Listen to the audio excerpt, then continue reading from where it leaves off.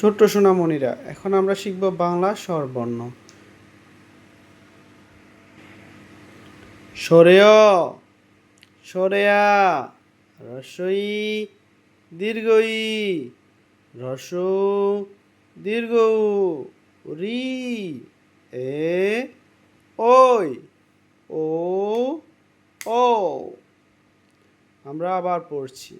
সরেয়, সরেয়া, রস্বই, দীর্ঘই, হ্রস্ব দীর্ঘ উ, রি, এ, ওই, ও, ও।